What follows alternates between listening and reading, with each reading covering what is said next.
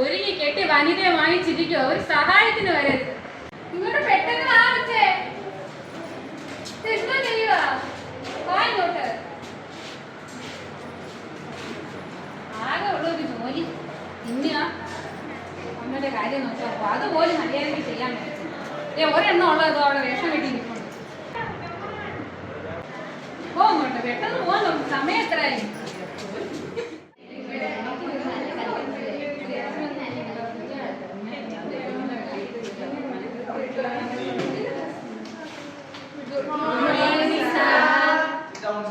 Good morning. Good morning, sir.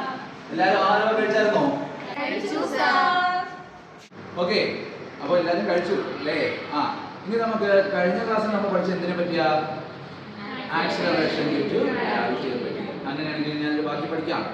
അപ്പോൾ acceleration due to gravity ഏറ്റവും കൂടുതൽ എവിടെയാ? അപ്പോൾ ഏറ്റവും കുറവ് എവിടെയാ? ഇക്വേറ്ററിൽ. ശ്രീകുട്ടി ഇവിടെ നല്ലല്ലോ ശ്രീകുട്ടി.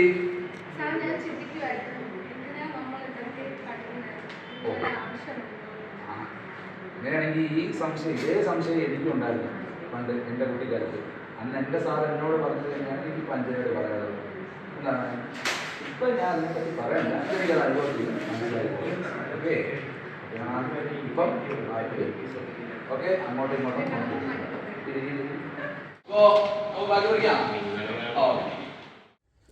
ചേച്ചി 3 കിലോ പഞ്ചസാര. 3 കിലോ പഞ്ചസാര. പഞ്ചസാര മാത്രം മതിയോ മോളെ? ചേച്ചി പണിയും കൊടുക്കില്ലല്ലേ?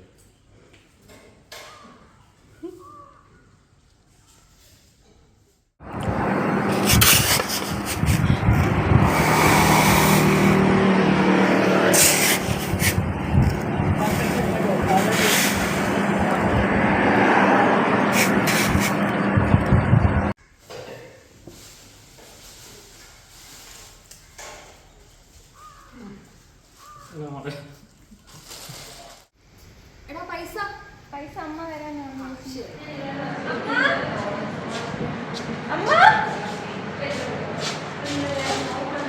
വന്നാ എന്തുവായി വെള്ളം വെക്കുന്നത്?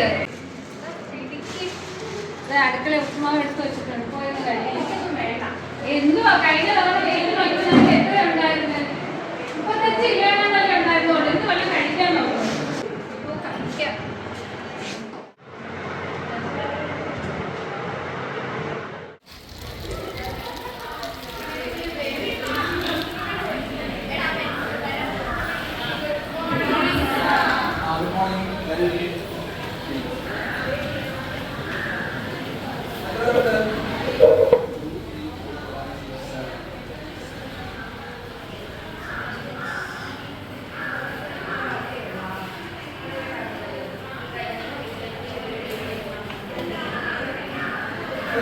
കഴിഞ്ഞ ക്ലാസ്സിലെ ആക്സിലറേഷൻ ഡ്യൂ ടു ഗ്രാവിറ്റി പഠിച്ചു. അപ്പോൾ നമുക്ക് ഇന്ന് പഠിക്കാറുണ്ട് മാസ് ആൻഡ് വെയിറ്റ്. ഓക്കെ, മാസും വെയിറ്റും എന്താണെന്ന് നമുക്ക് നോക്കാം. അപ്പോൾ മാസ് നമ്മൾ പഠിച്ചിട്ടുള്ളതാണ്. മാസ് എന്താണ്? Mass is the amount of matter present in A substance. അല്ലേ? സബ്സ്റ്റൻസിലുള്ള മാറ്ററിന്റെ എമൗണ്ട് ആണ് മാസ് എന്നുള്ളത്. അപ്പോൾ വെയിറ്റ് ആണല്ലോ എന്താണ്? Weight is the force exerted by the earth. അല്ലേ? ഒരു ഒബ്ജക്റ്റിൽ കൊടുക്കുന്ന ഫോഴ്സ്, അതാണ് വെയിറ്റ്. അപ്പോൾ മാസും വെയിറ്റ് ഒന്നാണോ? ഇല്ലല്ലോ, മാസും വെയിറ്റ് ഒന്നല്ല. അപ്പോൾ mass is the amount of matter present in a substance, and then weight and weight is the force exerted by an object, by the earth on an object. Okay, മനസ്സിലായോ? അങ്ങനെ നമുക്ക് മാസിന്റെ unit നോക്കാലോ. മാസിന്റെ unit എന്താണ്? മാസിന്റെ unit kilogram and weight unit newton. അല്ലേ? അപ്പോ മാസിന്റെ unit kilogram, weight unit newton.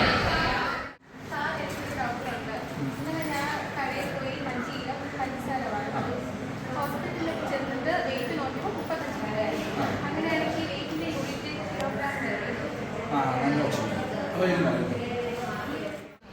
അപ്പോൾ നമ്മളെ ശ്രീകുട്ടി ഒരു ചോദ്യം ചോദിച്ചു. എന്തായിരുന്നു ശ്രീകുട്ടി ചോദിച്ച ചോദ്യം? വെയിറ്റിൻ്റെ യൂണിറ്റ് അല്ലേ കിലോഗ്രാം? വെയിറ്റിൻ്റെ യൂണിറ്റ് അല്ല കിലോഗ്രാം. സത്യം പറഞ്ഞാൽ അതൊരു തെറ്റിദ്ധാരണയാണ്, എല്ലാവർക്കും ഉള്ള ഒരു തെറ്റിദ്ധാരണയാണ്. മാസിൻ്റെ യൂണിറ്റ് ആണെന്ത്?